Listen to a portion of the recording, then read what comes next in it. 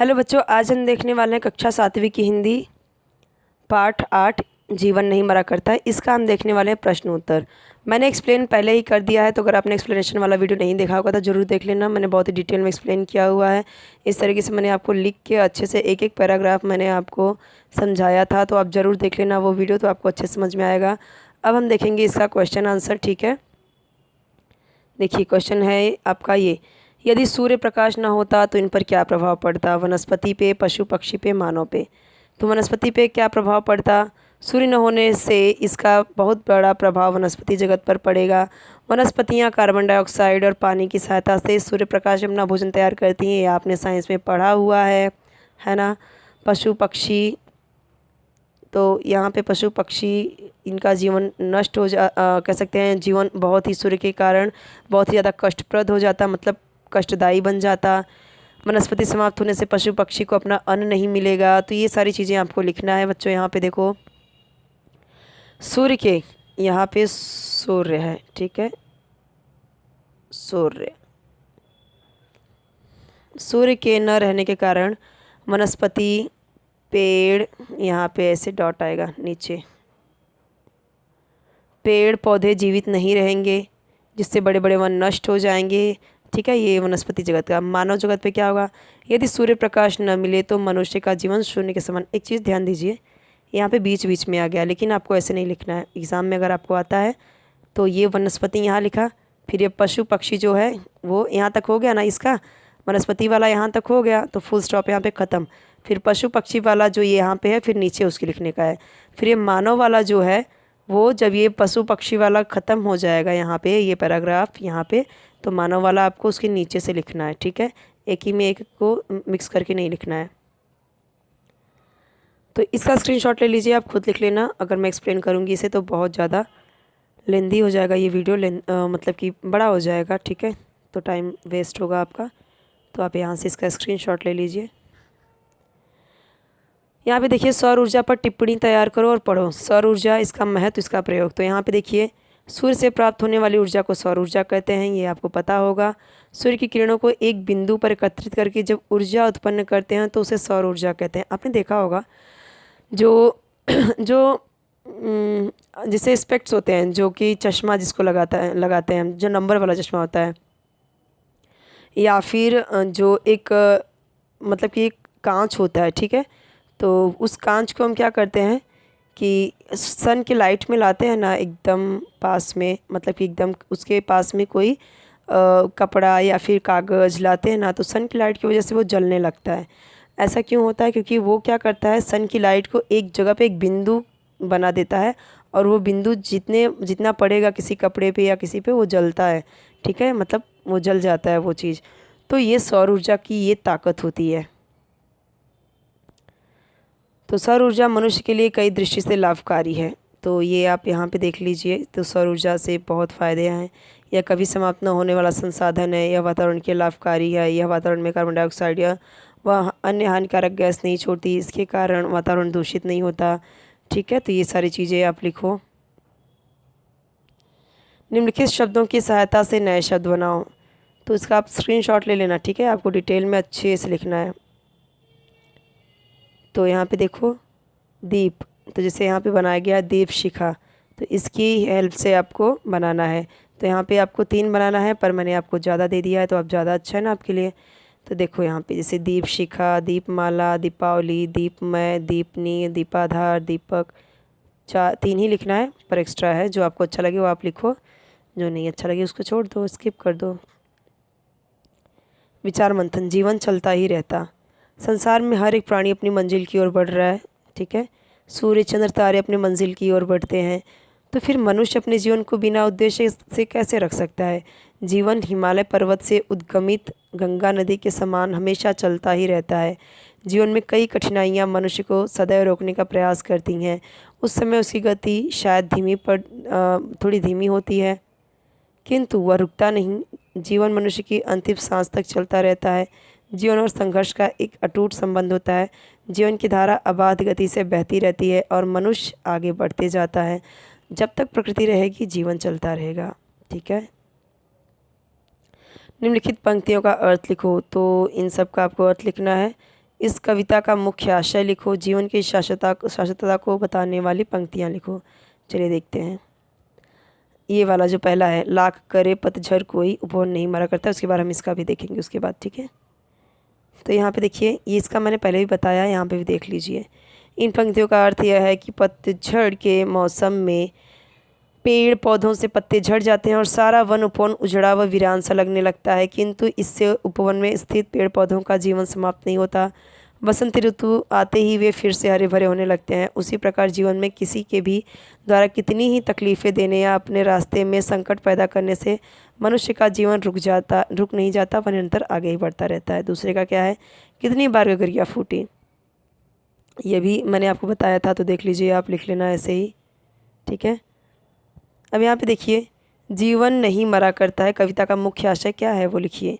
इस कविता का मुख्य आशय यह है कि अपने मंजिल को प्राप्त करने के लिए संकटों से लड़ने का हौसला मनुष्य के भीतर होना चाहिए, है ना।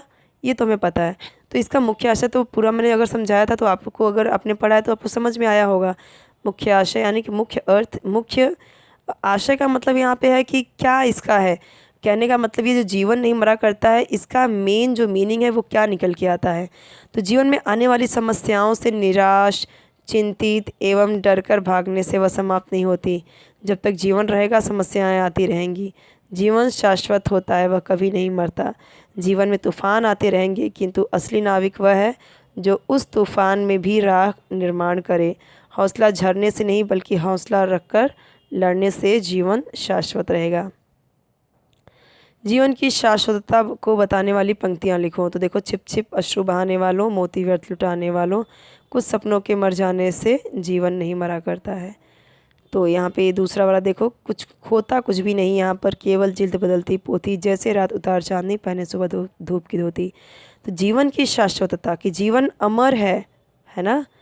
तो कुछ सपनों के मर जाने से जीवन नहीं मरा करता, और हम यहाँ पे कुछ भी नहीं खोते, केवल जिल्द बदलती पोथी, सिर्फ अपने जो आत्मा है वो सिर्फ शरीर बदलती है। मतलब क्या करती है, आत्मा तो अमर है, वो शरीर बदलती रहती है। तो यहाँ पे जीवन अमर है, मतलब कि हमारी जो आत्मा है वो अमर है, तो इतना हमें रोने धोने की ज़रूरत नहीं है।